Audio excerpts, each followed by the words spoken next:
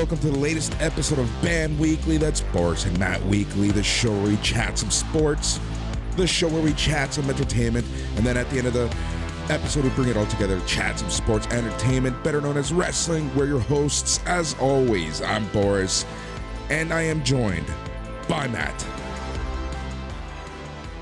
Bonjour! How's everybody doing out there? We hope you're doing well. It's the dog days of summer. It's a rainy, humid day in Toronto, but we're still here to hopefully brighten your spirits. We're going to talk a lot of wrestling, a little tiny bit of entertainment. I do have something I want to throw at you off the top of the show. Not so many sports and chats this week. Not really much going on in sports. I guess there's like the World Juniors, but fuck Hockey Canada, so... Yeah, exactly. That was a thing that happened, and it's just so funny. Like, you know, like just to quickly touch on that, the whole Hockey Canada stuff before we get into the meat and potatoes of the show.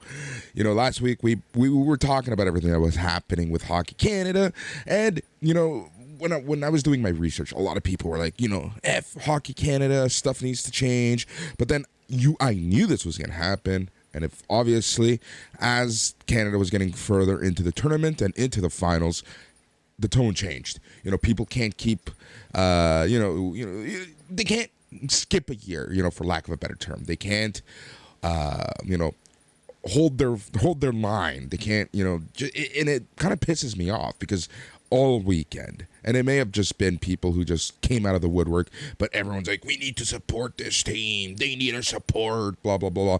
And then, you know, obviously when they won the gold, it was just like praise Hockey Canada and bullshit like that. Yeah, I actually didn't see a lot of that. So yeah, but I'm sure it was out there, man. Thankfully I didn't see much of it, but yeah, man, it's a rough year for Hockey Canada, and it falls on the shoulders of these 18, 19, 20-year-old kids, which is very unfortunate. Like, some of them are even younger. A Connor Bedard isn't even 18 yet. And, man, it's just like, it's really sad for those kids. But at the same time, like, it's not the year, especially because it's in the summer. And it's just like people don't want to think about international hockey, about Hockey Canada, about specifically the World Junior program, which is where a lot of these atrocities started, man. So yeah, it's not the time. It was a tough beat for the city of Edmonton putting on important hockey games to empty buildings. Yeah, essentially until Saturday, right? Like, but that's all the breath. Those are all the words we're gonna give that. Matt, how are you doing? Oh, I'm good, man. Busy day. Woke up, cranked out a TikTok for SNME Radio. It's a really good one. The greatest women's match in WWE history. You should know what it is off the top of your head. But if you don't, go check out TikTok. And if you do, still go check out TikTok because it's a really good video. But yeah, I'm got a full day of work today, homie. Going to Raw tonight, Monday night Raw live in the Air Canada Centre, not the Scotiabank. It's in the ACC. They're actually playing it in 2005. No. Raw at the Scotiabank in Toronto, going to be a lot of fun, man. Busy ass day, though. Yeah, same. I had a very busy ass weekend. Kind of spent it low key, but at the same time, just like so much was going on, and yeah, just one of those weekends, right? Like it's like we said, the dog days of summer. Everything seems to be coming all at once. But yeah, you know, I was just looking at my schedule this morning, and yeah, it's gonna be a super busy and kind of like important week at work. And then, you know, here on SNME, we still have all the usual shows. Rampage Rambo, you know, that's a show that I'm struggling with right now. I got to be 100% honest. So the reason why there wasn't an episode this weekend, some personal stuff came up right at the very last second too, right? Like I was all ready to record and everything. Some personal stuff comes up. And in my, like, for me, of all the shows that could be skipped, again, patrons can say differently, right? But of all the shows that could be skipped right now, it is Rampage. It might actually be worth putting to a vote on Twitter or on the Facebook page. And if you have an opinion listening to the show, please let us know. If there's a show that we're not covering here at SNME Radio that you'd prefer to see over Rampage, because Rampage has become missable. if we're going to cut a show from our schedule, it would easily be Rampage. Another point I want to make, homie, is if you ever need someone to fill in, like, you shoot me a text, man. I could try to give her a solo go, call up some of the people we have on the BAM bench. You know, we have a lot of good patrons who want to chip in too. But yeah, no, I feel you. Sometimes you just like you said, when you're sitting down to record and something comes up, it's just the biggest pain in the ass. It happens. That was man. exactly it. Like, I was literally so ready. Like, I was going through my setup routine, right, and then something just happened, and I'm like, oh, okay, got to deal with this, and it's unfortunate because it was going to be a fun episode because I did have someone lined up to be with me, but obviously, you know, like we always say, real life takes over, but you know. It's unfortunate. And I hate throwing stuff like, especially on weekends in the summer, last second. So I do apologize for that. But yeah, aside from that, you know, I think this week for sure it'll happen. And I know that for many reasons because what I was dealing with obviously won't happen again. But that's that. Outside of that, man, honestly, just looking at the schedule, and in a couple weeks, it's going to be our super crazy weekend here on SNME. And of course, right? Of course, I'm going to be traveling that entire week until Friday night. Oh, really? That's brutal. Where are you going? I'm actually going to a couple places, including the home base, the home office. So, yeah. And that's Montreal, the home Yep. office? Yep. Yes. Nice. Well, that's cool, man. Get a little travel time in. I mean, there's positives and negatives that come with it, right? But it'll be nice to get out of the bubble, out of the city, and go see some of this great nation. Montreal's a beautiful place. Yeah, exactly. I know Montreal really well. I'm there usually a lot more than I have been, but yeah, it'll be good to kind of get out. But again, it's just like, of course, leading into the busiest weekend of the summer for us, probably the busiest weekend since WrestleMania weekend.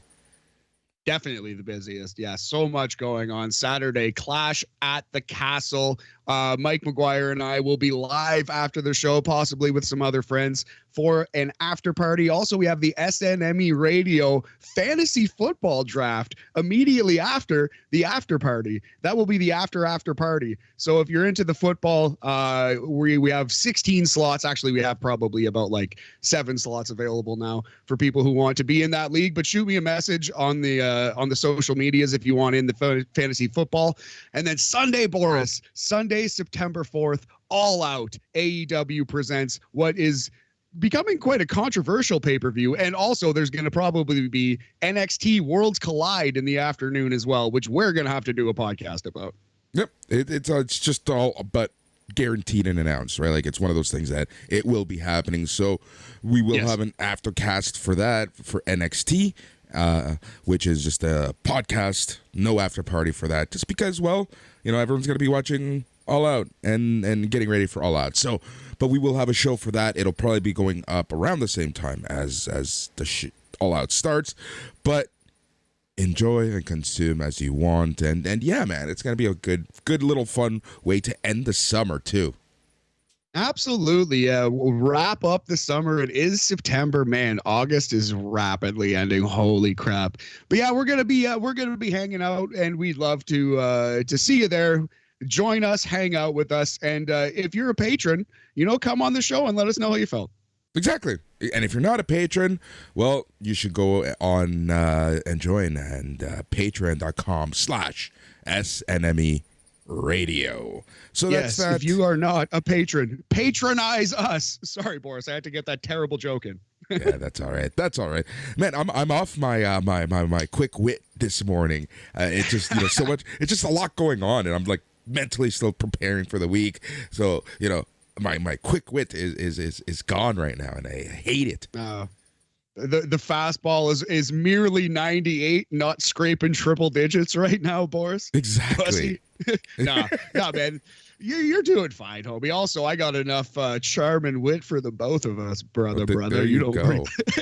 All right, so because we're not going to be talking a lot of sports, there's one entertainment thing I did want to bring up to you, and I was chatting about this over the weekend with someone, and you know, like, I remember when this was happening, and seeing the full story unfold.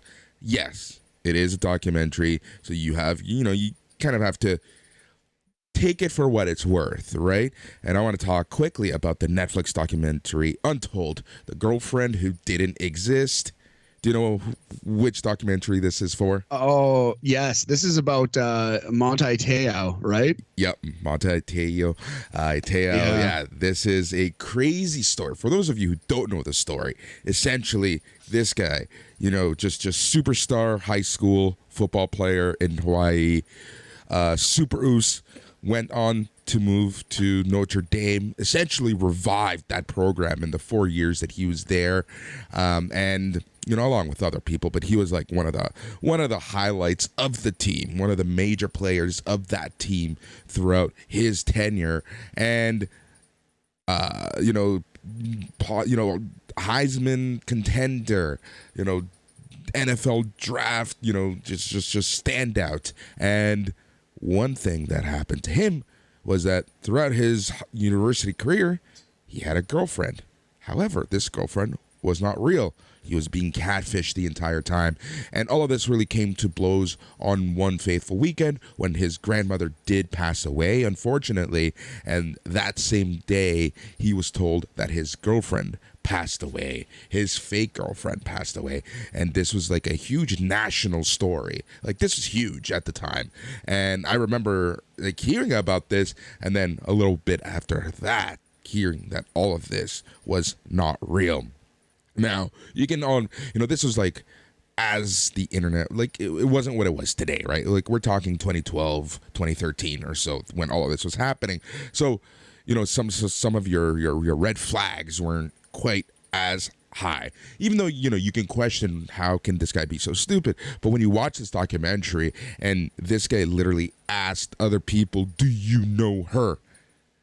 And people are assuring them, trying to be cool, trying to, be down with it, trying to impress or whatever. What I don't know their motivations were, but they essentially said, yeah, I know this person in passing, blah, blah, blah, blah, blah.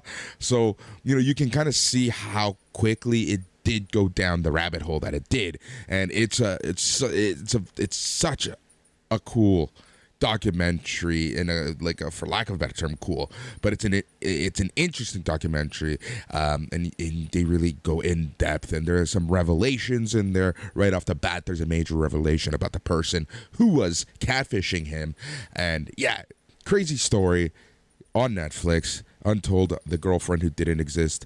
Honestly, it's worth the time. It's just 3 episodes, and it's a captivating watch, to say the least.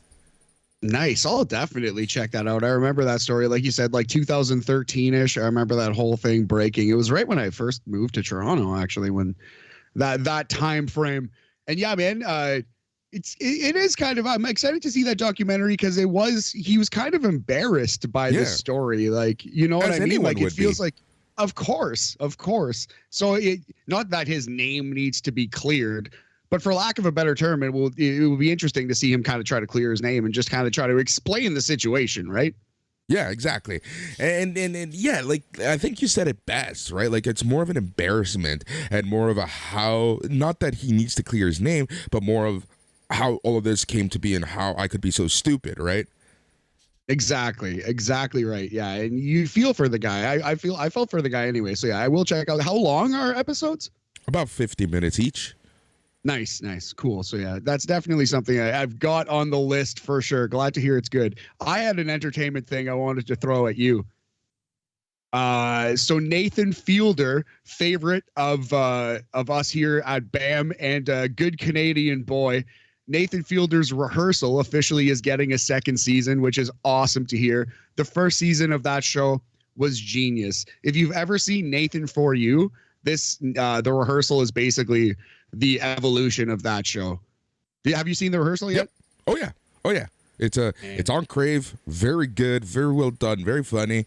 Yeah, it's something to say the least.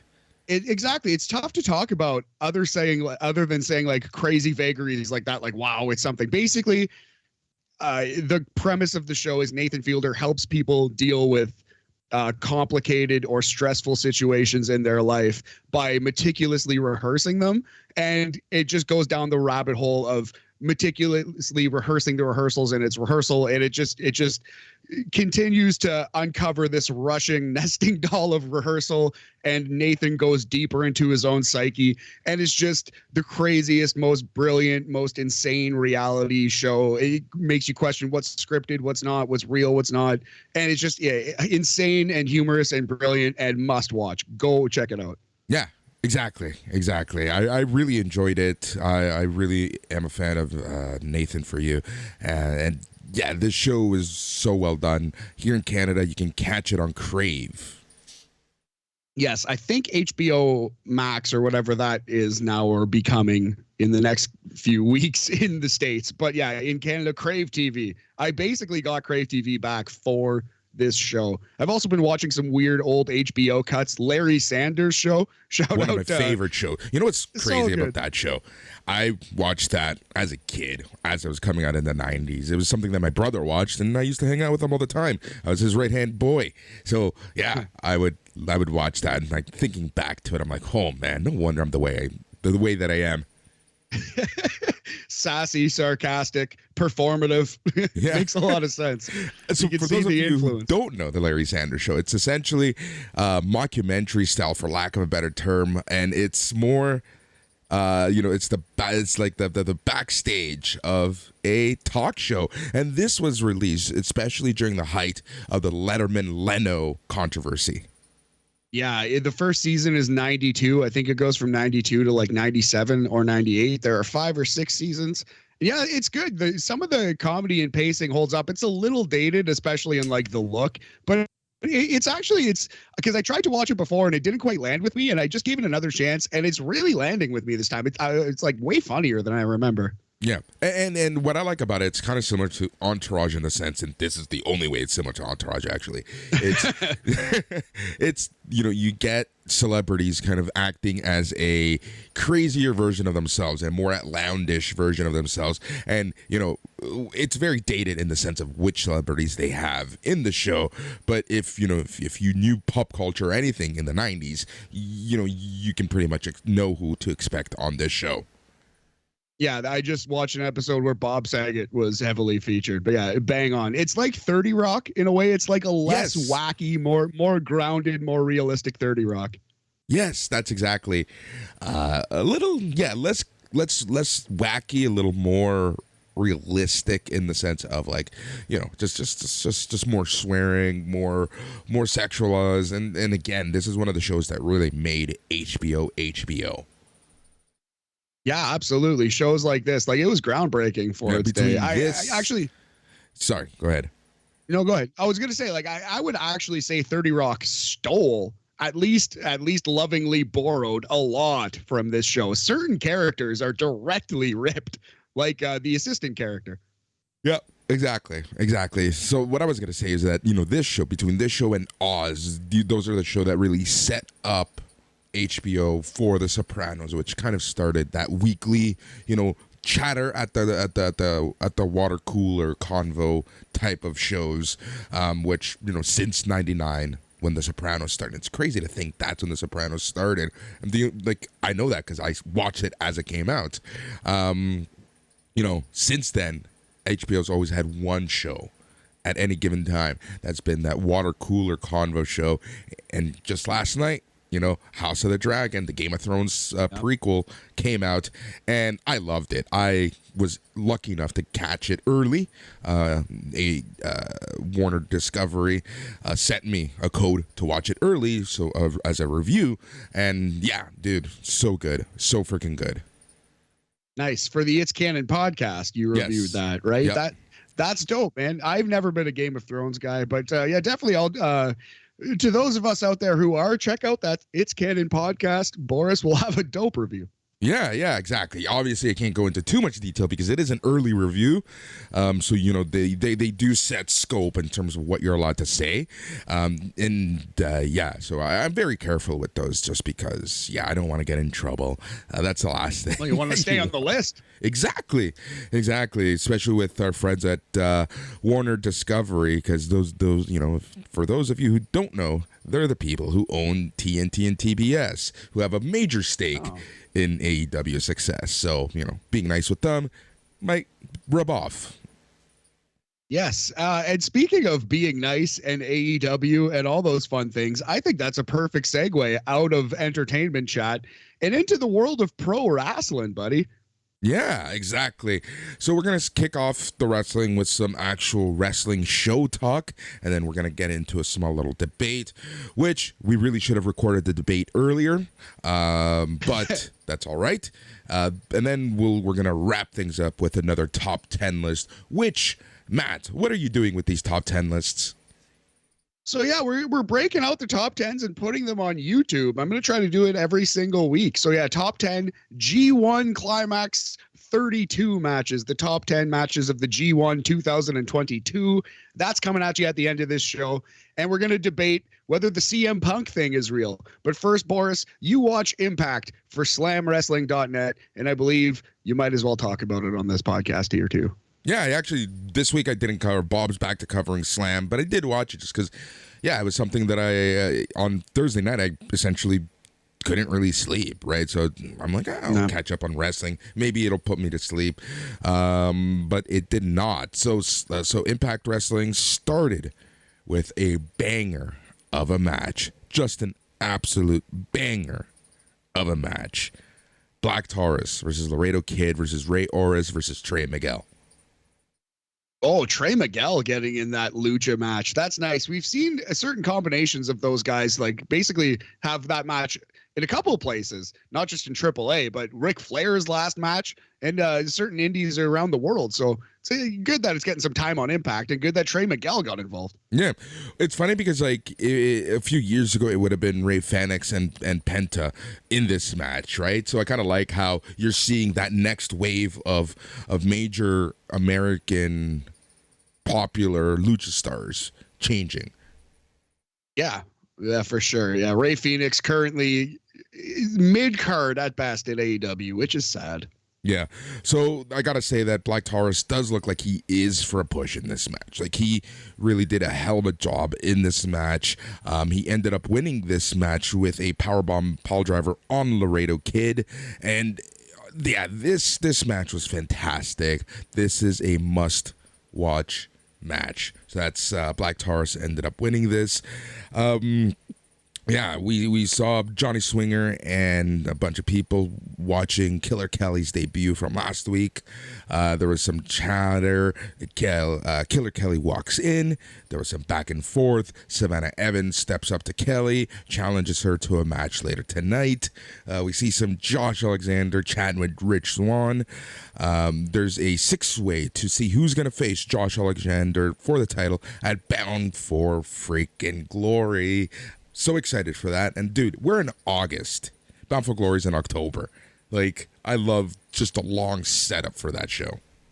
Nice. Well, it's their WrestleMania, right? Or so they say. So they should be pushing it. Yep. All right, so the second match of the night was an okay match. Nothing crazy, but it was an okay match at best, and that was Kenny King versus Heath.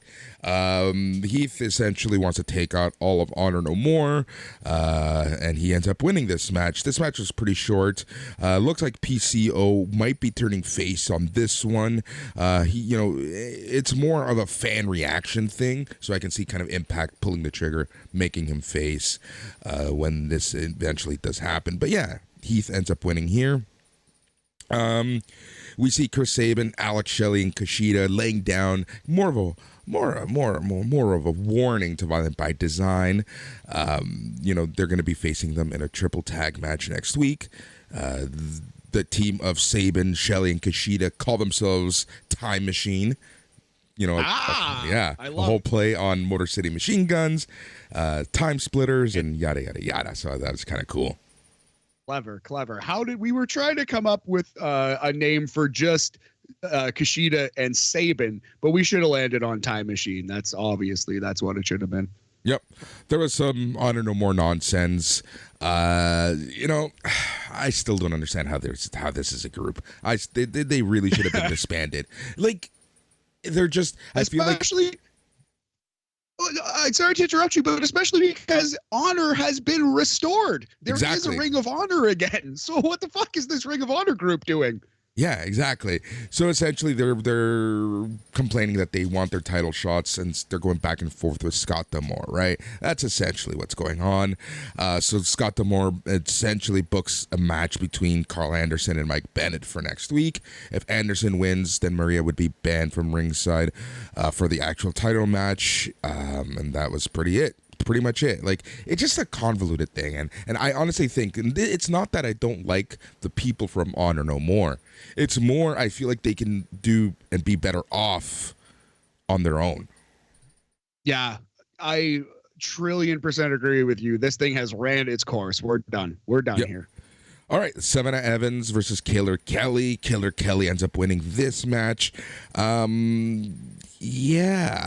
she has a very, very cool entrance, Killer Kelly does. But this match was kind of just, meh at best, right? So, again, I know she's just getting started, but I hope she doesn't fall into the same issue that Misha Slamovich did, where it was kind of like, okay, when is she going to get more realistic or better opponents, right? This is only the first match, so I hope that they've learned from Misha Slamovich, who's lost so much steam, in my opinion, just because it's constant jobber, and then when they did give her a program, it's such a slow burn in that program. You could argue the same thing's happening with a bunch of wrestlers across wrestling, not just in Impact. Jade Cargill comes to mind. She needs a real opponent. Hopefully it's Athena. But yeah, it's kind of a trope. It's just so easy to book a big monster like that, but you don't want to do it forever. Yep, exactly. All right, the next match was Chris Bay versus Speedball Mike Bailey for the X Division Championship. Awesome match. Very good match. Great match, dare I say. This is super fast paced, exactly what you would expect from the X Division. A lot of aerials, a lot of like holy crap moments in this match. One complaint that I've seen from a few people is Mike Bailey's selling, or lack thereof, I should say. But with these X Division matches, it's kind of what I expect at this point. It reminds me of like, I'm not saying it's the same, but it's the same kind of mentality that I would have, in the early WCW Cruiserweight days, where it was just a match to showcase wrestling, not much into the match in terms of storytelling sometimes, and you're going to get more of a fast-paced, choreographed style of wrestling, which is, cool for some, not so cool for others. Yeah, I think it's okay once or twice in a show. I think it's fine. You need to have a mix in wrestling. That's subscribe exactly to that theory. 100%. You're seeing this more, right? And AEW has been fantastic at doing this, having different style of matches for whatever floats your boat. Yes, all linked with one single thread being blood. But yeah, no, I agree with you other than that. Yep. All right. Main event, Eddie Edwards, Steve Maclin, Moose, Sami Callihan, Bandito, and Rich Swann in an eliminator match to determine who's going to face Josh Alexander at Bound for Glory. Out of those names, who do you think won? See, read them off again? It was Eddie Edwards versus Steve Maclin versus Moose versus Sami Callihan versus Bandito versus Rich Swann. Bandito. Well, you're wrong. I'll give you one more. Who won? I'll give you one more guess. Moose. No, you're wrong. It was 2. Eddie Edwards. Oh, okay. All right. Eddie Edwards. Yep. Eddie Edwards. So he would have been my 5th choice. Well, it's kind of funny because I had the same reaction a few months ago, with what's his name? The Slammiversary main event. Oh, yeah. Eric Young. Which was an incredible match. Exactly. Proved us wrong. So I had the same reaction, like, Eddie Edwards, huh? Interesting. But I'm going to stay positive on this one just because the Eric Young match worked out to be it was Impact's match of the year so far. And I think Eddie Edwards can have a great match. What's funny is Bandito was just so over to the point where you did think he was going to win. Moose, Sammy, and Macklin kind of had their own thing going on. So that's kind of like how things kind of played out. And Rich Swann, man, Rich Swann is popular, but it's crazy to think that Rich Swann was headlining shows with Kenny Omega just over a year ago. Yeah, it is a precipitous downfall for young Rich Swann all night long. Yeah, hopefully he can get it back, because that match against Kenny was great, and he's a great wrestler. I think he could be a main eventer in Impact fine, because we've already seen it. Yep, exactly. So that was that. Eddie Edwards ends up winning, and that is going to be the main event for Bound for Glory. Josh Alexander, Eddie Edwards. Overall, I would say that this was a pretty okay episode. The matches that you should go out of your way to watch were the Lucha opener, Black Taurus versus Laredo Kid versus Ray Oris versus Trey Miguel. You should also go out of your way to watch Chris Bay versus Speedball Mike Bailey, and just to see, you know, some fun stuff. I would also add the main event of Eddie Edwards, Macklin, Moose, Callahan, Bandito, and Swan into the must-watch from this episode list. Before we go any further, how do you feel about this as the Bound for Glory main event? Do you think it's good enough? Do you think it's worthy? Look, from a star power point of view, I don't know. I don't think so. But from a pure raw talent point of view, I think yes. That makes a lot of sense. It's not Sting versus, I don't know, Jeff Hardy, but it'll be much better in the ring, buddy. It'll be much better in the ring. Yeah, exactly. That's exactly it, right? Like, I think that Impact, they're making ballsy decisions by booking matches like this, right? But I think that it's paying off. Like I say, I will never doubt, you know, just the name power and the star power of someone and a main event, because, well, Impact's already proved me wrong many times this year, but more so at Slammiversary with the Eric Young Josh Alexander match. Yeah, man, that was one where we ate crow for sure. That was an excellent match. Excellent. We had it 4.5 stars, all-time classic. Yep, exactly. So that was that. That was Impact Wrestling last week. Yes, sir. All right. Do you want to do the great debate here, buddy? Yeah, let's do the great debate. All right. So, in a nutshell, there are reports that CM Punk went into business for himself, Boris, on last week's AEW Dynamite. Essentially, in a nutshell, challenged Hangman Page, called him out, labeled him a coward for not coming out in this scripted television show. The reports are nobody knew, including Tony Khan and Hangman Page. Nobody but CM Punk knew he was going to say this. So, my question is, do you think that is real? So because there are other reports that CM Punk is unpopular backstage. There are feuding and fussing and you know, fighting and all kinds of backstage drama. Of that, I can believe. I am sure that the drama exists, man. You know, but do you think that CM Punk went on TV, called Hangman Page out, knowing he wouldn't come out, and then called him a coward without Tony Khan knowing that would happen? Yeah, because here's the thing, you know, CM Punk is CM Punk. Phil Brooks is Phil Brooks. He's going to pull stuff like this. We've seen it in the past. You know, this isn't anything new for him. And I can see him kind of like wanting to return the receipt from some of the promos that Hangman threw his way right before Double or Nothing, right? Just remember, we haven't really seen CM Punk since then. This was his first real promo since he won the championship, since that lead up with Hangman Page. So, yeah, it seems like it's been a long time and it seems random, but the timing of it just is there, right? So I do think that he did kind of go on his own into quote-unquote business for himself to just throw that out there. It's possible, man. That it is possible. That's a strong case. I don't think so. I don't believe it. And maybe I'm just Boris. They say that you either what is it? You either like die young or live long enough to see yourself become the Joker. What's the Batman saying? I don't know. But anyway, maybe I've just become an old cynical fuck. I didn't believe the Cody Rhodes injury when I first saw it. I didn't, because my brain couldn't handle something that severe was happening. In the same way, I don't think my brain can handle something that stupid actually being true. Is CM Punk that oversensitive that he's willing to risk? Well, that's a giant red flag if true.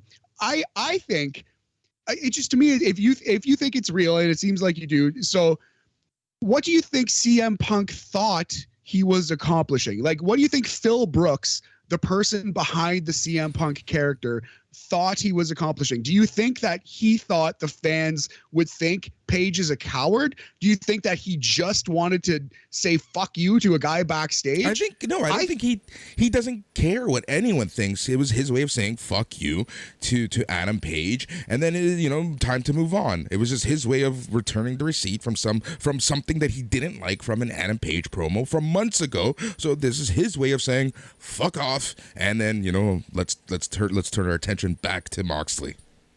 Maybe it's that simple, man. But that's the thing. I think people are trying to overcomplicate things, right? And I think this is being overshadowed with all the heat, all the drama, and all this and that, people picking sides. I think at the end of the day, he went to business for himself, said fuck you to Adam Page. Sorry for all the swearing. He said fuck you to Adam Page and then moved on. And that's like, we have to isolate that incident with everything else supposedly going on. Right. Yeah, man, you make a strong case.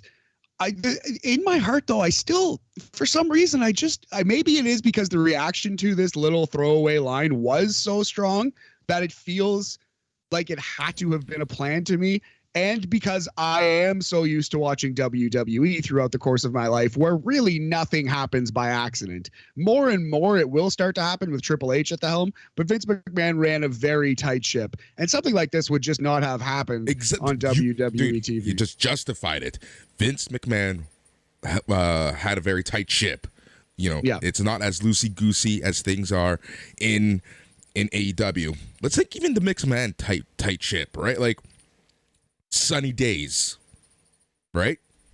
It happened in the past. That's true. Yeah, it's a good point. That's a great precedent to cite. I would say that it's a completely different company and situation, and that was Vince at a time when he was willing to try things. That was kind of the MO. And I just, after 20 years of wrestling not being like that, it's just kind of stunning to see this. Well, just remember, Tony Khan gives a lot of leeway to his people, right? Especially someone like a CM Punk, which he kind of like, fanboys over almost. Yeah, it's true, and he wants to be the type of boss who gives his artists creative leeway, and I respect that. That should be the case. But also, if this is happening, I think like if CM Punk is so oversensitive that 4 months after the fact he's willing to potentially derail a promo and a guy's career because of one line, like that is a giant red flag. Dude, like, don't put the title on this guy. Let's honestly take a look at the history of CM Punk and some of the fights he's had. This is someone who took his best friend to court. Yeah, but we don't know. I don't think it's fair because we don't know behind closed doors who's at fault or what was said. But there is a precedent of him doing stupid stuff. Stupid stuff just doesn't follow you like this all the time. I understand what you're saying. There's definitely a precedent of him being headstrong. I don't know if stupid is fair, but I understand 1,000,000% what you're saying.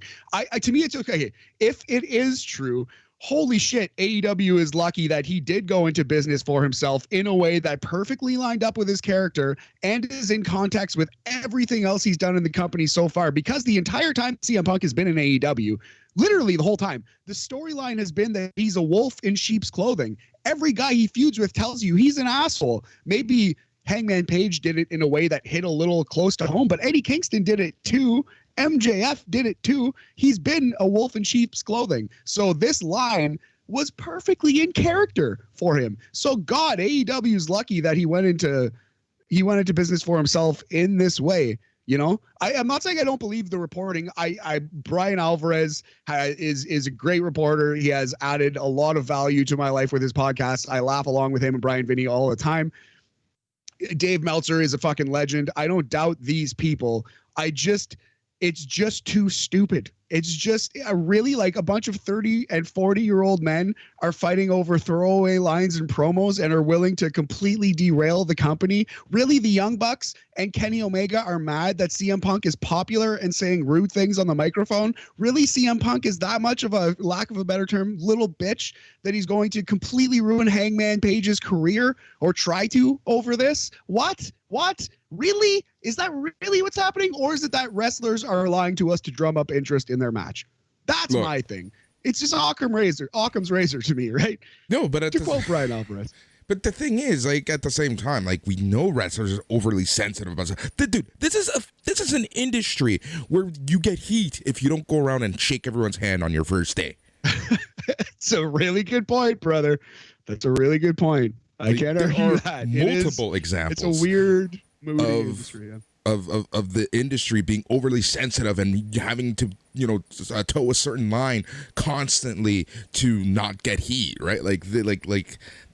That's the industry, right? So I think sometimes we forget that. Sometimes we forget that some of the more old school people like Punk and how they act, right? And everything needs to be done a certain way. You need to respect the elders or else. And I think that's what this is a case of. It's more of he sees Hangman kind of doing his own thing and not wanting to listen to people like him. So that's pretty much it. Like, do I believe everything that's happening? I don't know or care, to be 100% honest, right?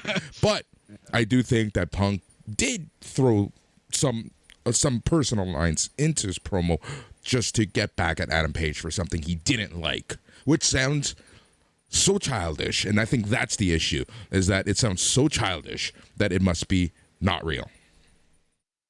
You know what? Maybe it's just I want it to be fake, because you're right. It is so childish that if it were fake, I think it's a good little way to play the audience, and I think it's working. It's turning the hardcores against CM Punk. If it's real, I just kind of don't want to watch AEW anymore. I'm just kind of like, what are you fucking little bitches doing? Like, I you know what I mean? It kind of turns the whole company and the whole situation heel to me. It's just like, dude, what the fuck is the point of this high school drama? This is what I struggle with wrestling, right?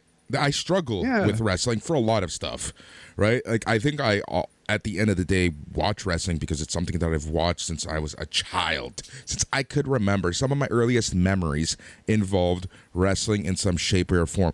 Some of the bonding experiences I've had with family members and friends involved wrestling in some shape, way, or form. I honestly think that's that nostalgic factor, that click is why I keep watching wrestling.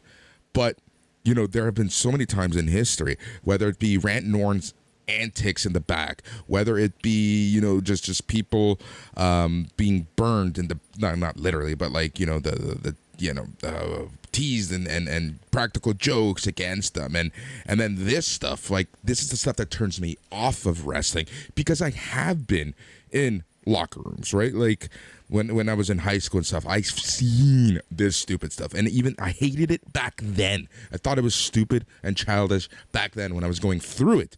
I think that the attitude of some athletes is so piss poor, and it just like seeing this stuff really turns me off of wrestling, to be 100% honest. Having this conversation because I was telling someone over the weekend. On Monday, I'm going to be talking about this, and I tried to explain the story to them. They just look at me, and it's like, you understand how insane you sound? These are men in tights, and all this stuff is happening. I'm like, yeah, that's the appeal for some people.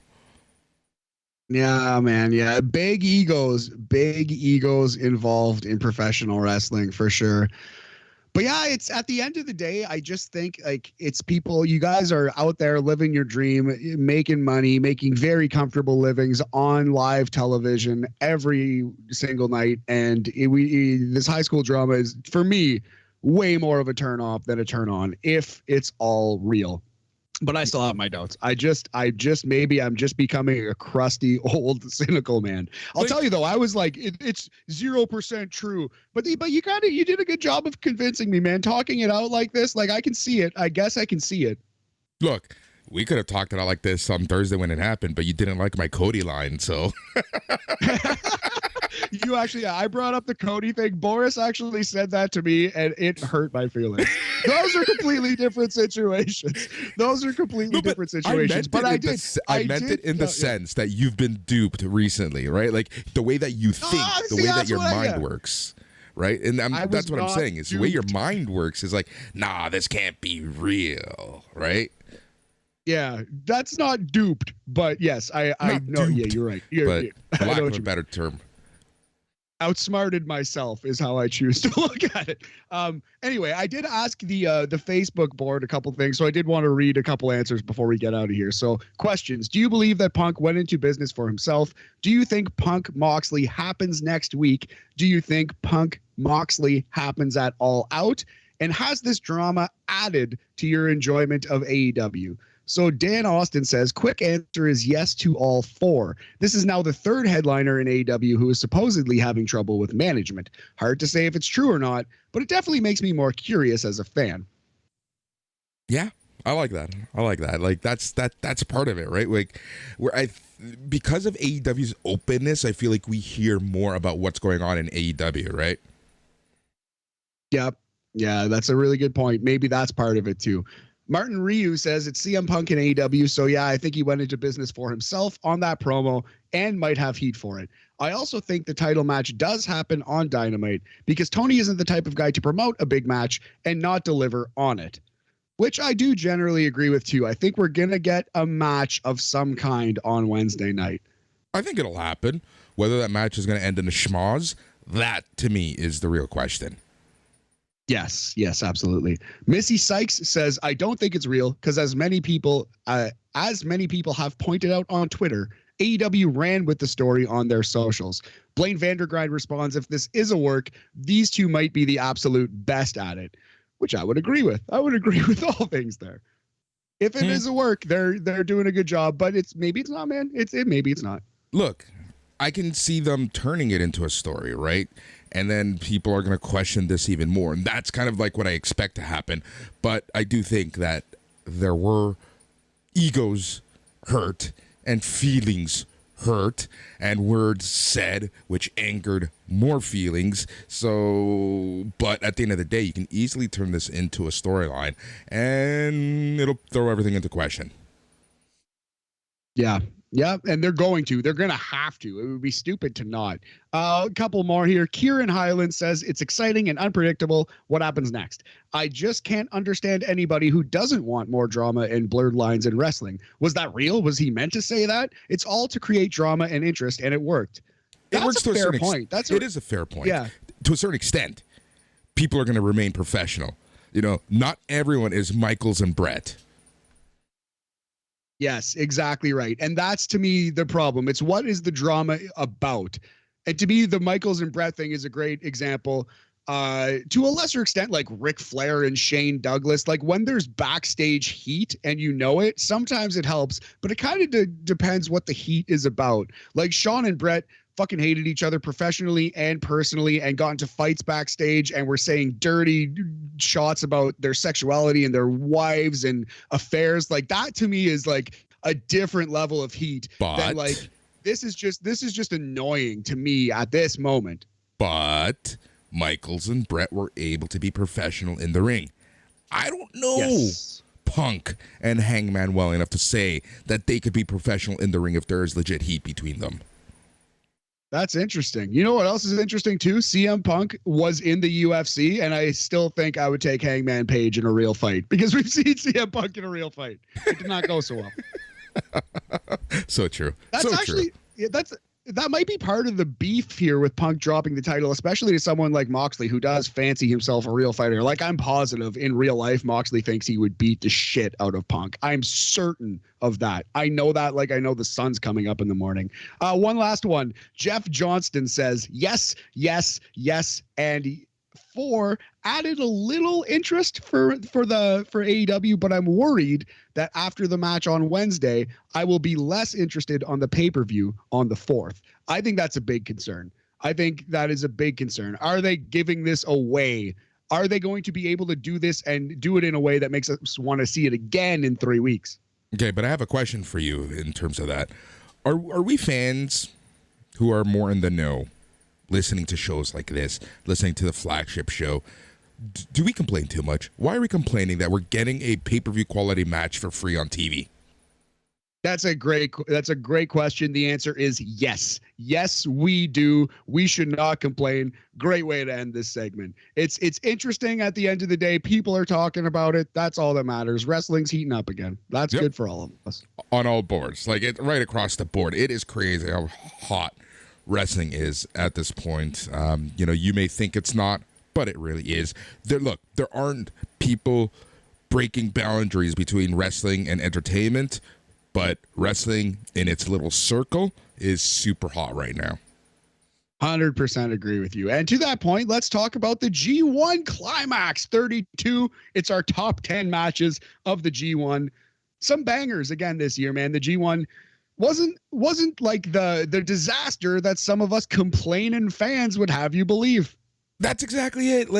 There were some matches that I needed to catch up on, but overall, I think that the G1, the 2022 edition of the G1 Climax 32, was a very strong showing. It was a very good tournament. We saw some banger matches. We saw some in incredible semifinals and finals, and overall, would I rate this better than other years? Not necessarily, but some individual matches were just incredible. Now, in this list, top 10 matches of the G1 32, we're only looking at actual G1 matches, correct? I just want to set the stage.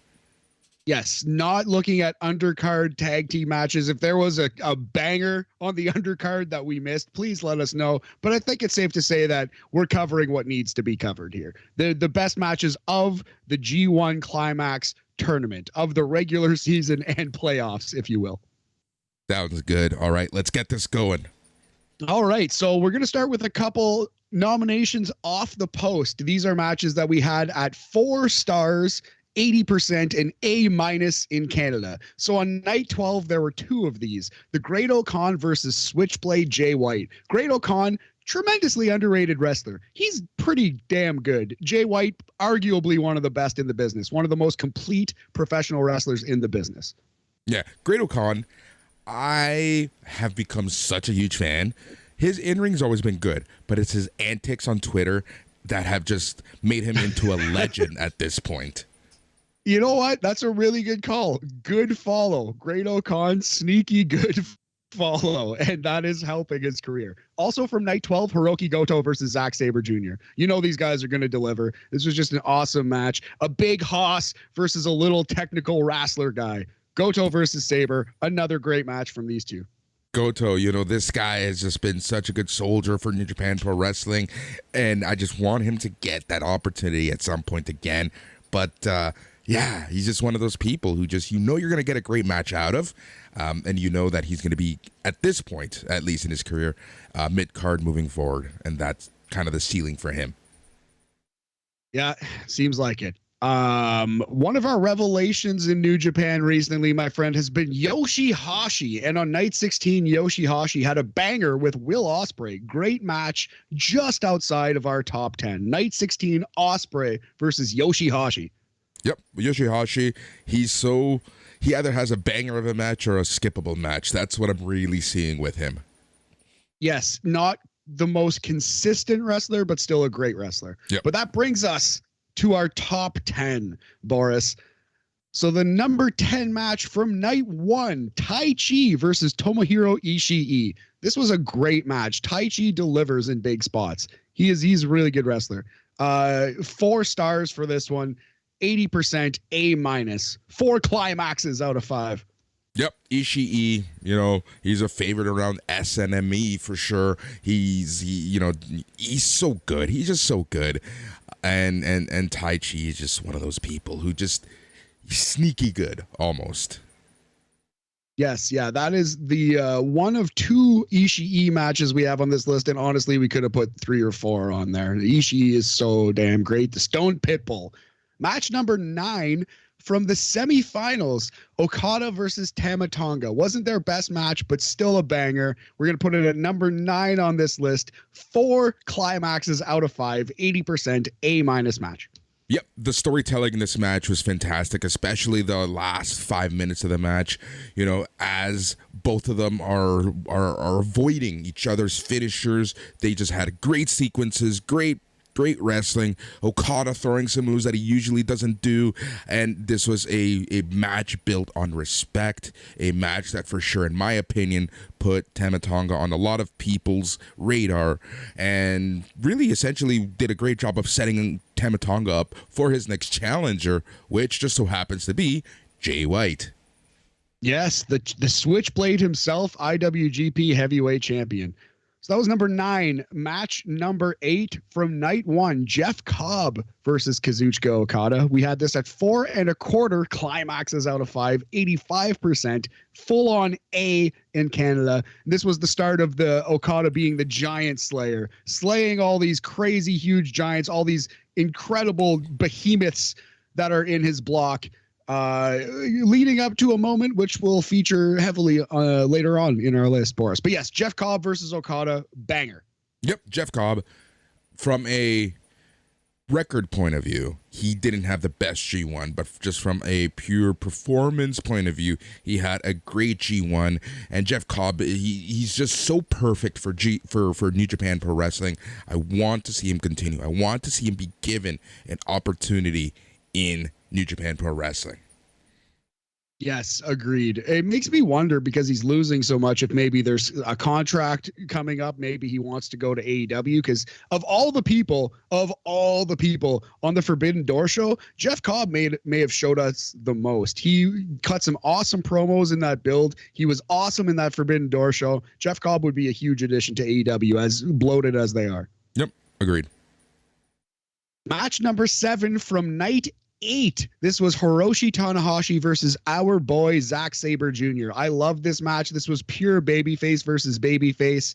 And they protected Zack Sabre Jr. a lot in this match, despite the result. Go check this one out. Awesome work between Tana and Zack Sabre Jr. Zack Sabre Jr., right? Like any match he has could potentially end up on a top something list here, not only here on BAM, but any person who keeps a list. Zack Sabre Jr. is such a treasure. But again, his opponent, it's one of those things. He's making a true name for himself, and I'm super excited to see how the next few months goes. Yes, 100%, man. Zack Sabre Jr. is the best pure wrestler I've ever seen. Like, Bryan Danielson does have a little sports entertainment to his game. Obviously, he's a brilliant wrestler. There are people like Garcia. There are people like on World of Sport, like Marty Jones and stuff like that. Zack Sabre Jr. is the best pure wrestler I've ever seen in professional wrestling. Man, for those of you who don't know, go out, watch some Charlie Dempsey from NXT. It's too early to call Dempsey the best pure wrestler of all time, but Charlie Dempsey is an incredible wrestler. He's off to a damn good start. The fact that you could even mention him on that list like 8 matches into his career is wild. The fact that WWE kept him after the cull goes to show you the faith they have in him. And how bad they want William Regal back. Yeah. So that was match number 7. Match numbers 6 and 5 from an awesome night 4. So match number 6, Switchblade Jay White versus Tomohiro Ishii. Great match. Match number 5, Shingo versus Yoshihashi. One of the best Yoshihashi matches I've ever seen from an awesome night 4 of the G1 Climax. I think it was either night 4 or night 12. That was the best show. For me, night 4 was by far the best of the round robin. I think that this was especially when Jay White was really being positioned as just unstoppable, right? Like, and I thought that was going to be the story for his G1. I thought he was going to go further into the G1, but at this point, he was just putting on bangers of matches and getting very convincing wins at the end of the day. Yes, sir. Yeah, I can't argue any of that, man. Like, I love how they treated Jay White because he was unstoppable until someone finally stopped him. You know what I mean? And it screwed over, and it was a perfect way to build a challenger in the G1. It's exactly what the G1 is for, textbook, and they pulled it off perfectly. So. Oh, no, sorry to interrupt you, buddy. I was going to move on. So if you have anything else to say about that match, do it. Nope. All right.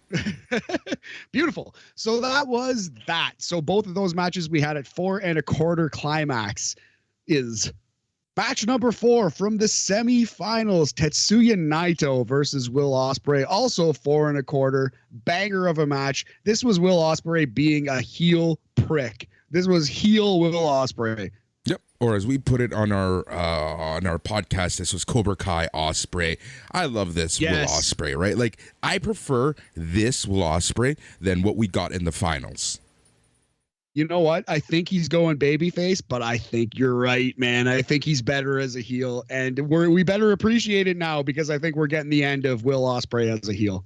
Yeah, which is unfortunate. You know, he's gonna go back to happy-go-lucky Will Ospreay, Ricochet Will Ospreay, right? Like, and yeah, look, I like him, no matter what.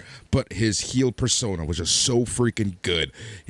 But maybe, you know, I have a theory. This is my theory around this: that he's too similar to Jay White as a heel. Oh, that's a good call. They do have very, very similar characters, and Jay White might be better at it. And Will Ospreay's moveset is that of a babyface, but I think his general personality is that of a heel. I think he's a natural heel. Yeah, agreed. Another Ospreay match from the fantastic Night 12. This was Shingo versus Will Ospreay, the number 3 match on our list. 4 1/4 climaxes. Yet another banger from these two incredible athletes with beautiful chemistry. While Shingo might not be getting the best position, he might not be in the main event right now in New Japan Pro Wrestling, but you can always count on him to have a banger of a match, and this match with Will Ospreay was so freaking good. It reminded you just how good Shingo is. Yes, absolutely. Shingo had a little bit of a rough tournament record-wise, and I don't know if El Phantasmo is the most exciting opponent for Shingo coming out of the G1. In terms of where his career was a couple of years ago, but those matches are going to be great, and Shingo always delivers in the ring. Yep. So those matches from matches, I believe it was 8 to 3. Those were all 4 1/4 star matches, Boris. These next 2 matches I have at 4.5, which is an important distinction. That means these are all-time classics. These are matches that you should go back and watch year after year after year. Matches we will remember, matches that were important, and that delivered in the ring, and that delivered on commentary, whatever, yada, yada, yada. Number 2 on our list from Night 13, the best match of Jonah's career. Jonah, the big whale versus Kazuchika Okada. 4.5 climaxes out of 5. A brilliant wrestling match. Yes, exactly. This match was so good. This is the type of match that Jonah needed in the G1. Just something to kind of get him to that next level, the level that a lot of people knew he could be at, but this is exactly the match that he needed in the tournament, that standout match. And who better than Canyon? No, but who better to have that match with against than Okada? Yes, of course, Jonah, the former Bronson Reed, is going to have his best match against Okada, of course. But he beat him in the main event of a G1, and his career in Japan is now made. He is now the Bam Bam Bigelow, the Vader du jour. He is the big, scary monster Gaijin in New Japan Pro Wrestling, officially for the next 10 years if he wants to be. Yep, exactly. Or until H gives him a call. Yes, which could be in 10 minutes for all we know. But yeah, so that was a brilliant match. It would have been the best match of most G1s. But the best match of this G1, possibly the best G1 final of all time, although I wouldn't say that. Okada versus Ospreay, G1 Climax 32 final. The last match was the best match. It was an all-time classic. 4.5 climaxes out of 5 for this brilliant wrestling match. And we've already talked about it at length, but Will Ospreay full on babyface in this match, full out babyface. The storytelling in this match is what really, not only like the performances are one thing, but the story leading into this match, like with 24 hours notice of Will Ospreay watching everyone who beat Okada and seeing what he did to beat him, studying that video, focusing on what Okada does wrong, to me was a great start to a story. And then again, talking about sequences like we did earlier, that sequence when Ospreay literally did finishers of each and every person that has recently beaten Okada was just the icing on the cake, just the cherry on top for me for a match that had just excellent storytelling. Yeah, brilliant. And also the little nugget of he successfully hit everyone's finisher but Kenny Omega's, putting Kenny Omega over for two reasons. One, obviously it protects his finisher because Okada didn't kick out of the one-winged angel. But two, it kind of lends credence to the one-winged angel, like only Kenny's good enough to do that move. And you know that when they do wrestle, Ospreay might hit Kenny with one and Kenny will probably kick out. Maybe that's the finish. Maybe Kenny hits Ospreay with one. He doesn't kick out, but just it gets your mind racing in these ways. Like, it's so clever, just top-notch, top-level work. The more I talk and think about this match, the more I think it might be 5 stars, man. Honestly, it was brilliant. It was brilliant. Yep. 33 minutes didn't feel like 33 minutes. It didn't have that New Japan 33-minute match feel where it was slow build and then, great last 10 minutes. I thought that 33 minutes out of the 33-minute match were just fantastic. Yes, every single second mattered. Every word mattered like a great novel. Every single syllable was in the perfect place. It might have been 5. I might need to revisit. We're going to put that one in pencil, not pen, because we might need to even bump it up. But I can safely say it was the best match of the G1 Climax 32. And thank you all very much for listening. We hope you checked out some of those matches. If you haven't, we hope you check them out now. Go subscribe to New Japan World. It is worth your money. Lots of good wrestling on there. You can watch Hulk Hogan versus the Great Muta. Yep, exactly. Now, that is essentially the episode at this point. We've chatted some sport. We chatted some sports. We chatted some entertainment. And then obviously at the end, we chatted some wrestling. Man, we have a busy week here on SNME. If that's where you're listening to us, we have the whole slate of shows coming at you this week. If you haven't, go listen to the flagship show. Awesome interview, awesome episode as always. We're gonna have NXT talk coming at you on Wednesday. We're gonna have obviously Tuesday Morning Cook coming out on Tuesday. We have the old fucks talking all things Dynamite on Thursday. And then Saturday we try to have dose shows with the Smack Daddies and Rampage. But Rampage right now, while not the best, still watchable. 100% there will be a show this weekend. Then that leads us right back into the flagship show next Sunday. If you're listening to us from other feeds, go to patreon.com/SNME Radio for $5 a month. You get every single show we do, plus our back catalog, plus entrance to the Zoom rooms for our after parties, which gives you a voice on the after party. And in a few weeks, it's going to be after party galore and after cast galore as we go through Clash at the Castle, All Out, and Worlds Collide. He's Matt. I'm Boris. Remember, stay tranquilo. Check out the TikTok. Come say hi. If you're at Raw and you recognize this is a handsome mug, we'd love to say hello and, reach out to the fans. And most importantly,